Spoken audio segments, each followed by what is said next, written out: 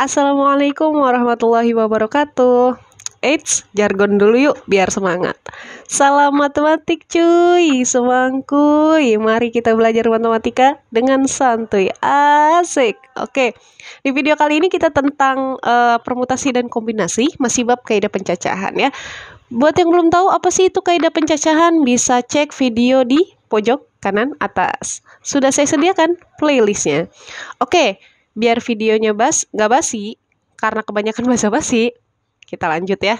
Mungkin kalian banyak yang bertanya nih, apa sih permutasi gitu ya? Baru denger tuh di telinga gitu ya. Atau mungkin baru denger juga tentang apa sih kombinasi gitu ya. Kenapa kedua hal ini selalu berdampingan gitu ya. Nah, terus apa bedanya kalau gitu ya? Apa permutasi, kombinasi, terus bedanya apa sih? Oke, ini perbedaan secara singkat aja ya. Jadi ada permutasi dan kombinasi. Nah, kalau permutasi, dia peduli banget sama urutan. Artinya apa? Artinya dia memperhatikan urutan. Oke? Urutan, susunan, dan lainnya. Pokoknya diperhatikan gitu ya. Peduli banget gitu. Nah, kalau kombinasi, dia masa bodoh gitu. Pokoknya kombinasi itu kayak gue bodoh amat. Ya, gue bodo amat sama urutan. Jadi dia nggak peduli, nggak memperhatikan setiap urutan, oke, atau susunan atau apapun itu, ya. Itu yang pertama perbedaannya.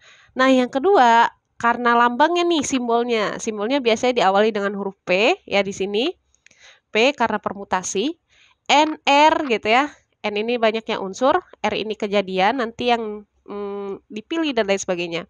Terus, ada yang bentuknya seperti ini, ya.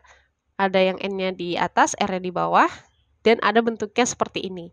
Jadi intinya sama aja gitu. Kalau misalkan nanti ada materi atau soal yang simbol permutasinya ketiga ini. Oke, itu yang pertama. Yang kedua, yang ketiga tentang kombinasi, ya. Kombinasi dimulai dari kata C, combination gitu ya.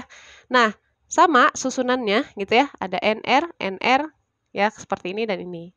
Jadi jangan kaget ya, jangan terkejut, terheran-heran kalau misalkan ngelihat simbolnya cuma ini gitu ya. Kalau permutasi ada beda lagi ini, jangan kaget ya. Itu semua sama aja. Oke. Terus rumusnya yang membedakan. Nah, kalau permutasi karena memperhatikan urutan gitu ya. Jadi rumusnya seperti ini.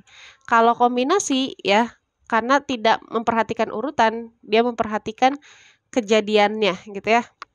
Biasanya seperti itu. Nah, di dalam permutasi, oke, ada cabang-cabangnya gitu ya. Nggak cuma lo aja yang punya cabang. Langsung jedak jeduk.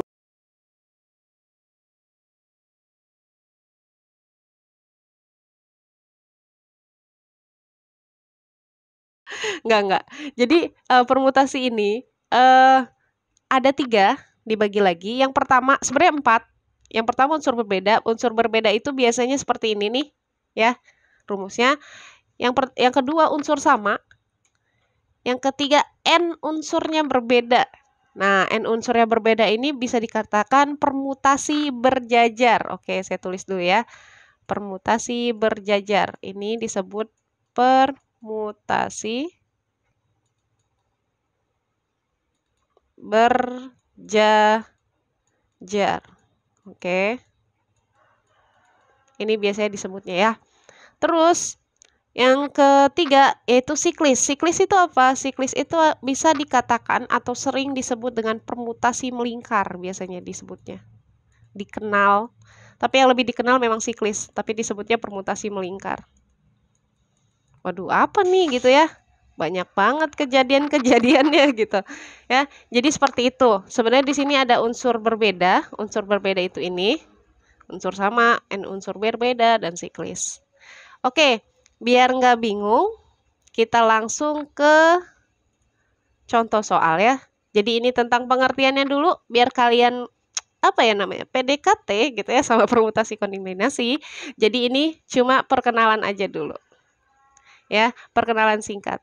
Oke, Jangan lupa like, comment, share, dan subscribe channel ini supaya channel ini bermanfaat untuk orang lain dan untuk kalian sendiri dan untuk saya pribadi gitu ya. Dan jadikan channel ini sebagai belajar matematika dengan santuy. Asik.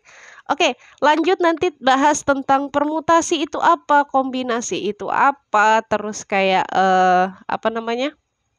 Contoh soalnya gimana? Next ya di video setelah ini.